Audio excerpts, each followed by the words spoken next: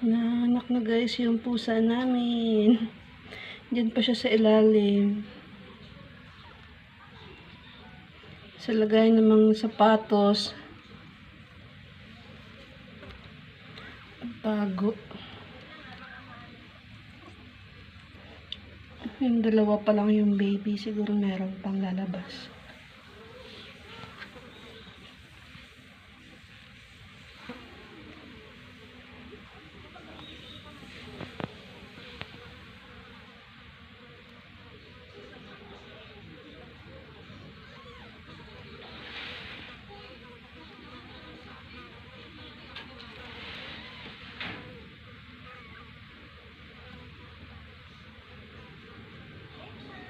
Hindi pa natatanggal yung pusod ng isa.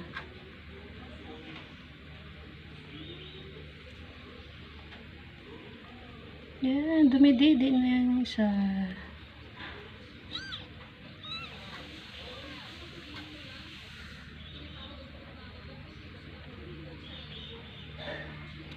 Hindi pa natatanggal yung pusod ng isa, Nay? Hindi pa natatanggal yung pusod ng isa. Yung pusod ng isa na kakabit pa. Ay, ala. Saan yan? Di baka meron pang kasunod. Meron pa yan.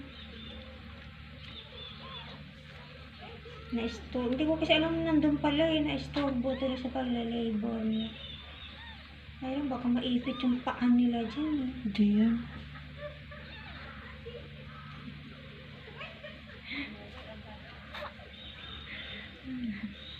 Kulang pa daw ng isa yung apo ni Kuya Ming. Dagdagan mo pa daw.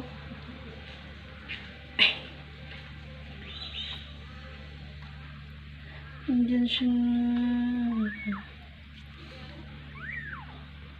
Yan. Nagpakahirap ka pa kasi dyan, Ming Ming. May bed ka naman dito, oh.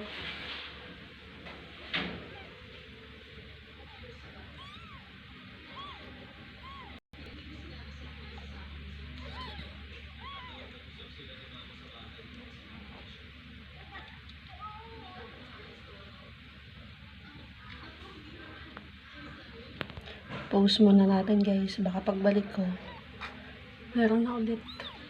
Ayan, baka nahihiya si Ningning. Gusto niya walang tao, walang disturbo. So, tingnan natin pagbalik natin kung ay lumabas na ulit or dalawa lang talaga.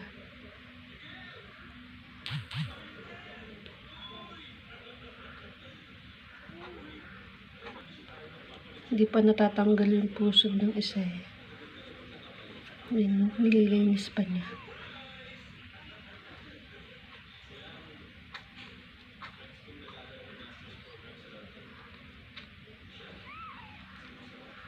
Yung unang anak niya guys, yung tatlo, bigla na lang silang nawala dito sa bahay. So, ayan, buntis na naman siya. Nang anak na naman.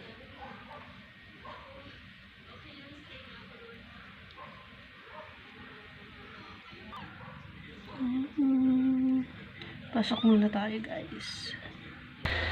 Ayan, lumipat na sila ng bed guys. Yan o, naging tatlo na sila. Diba? Ang cute. Ang cute. Ang cute. Bye guys. Thank you for watching. See you on my next vlog.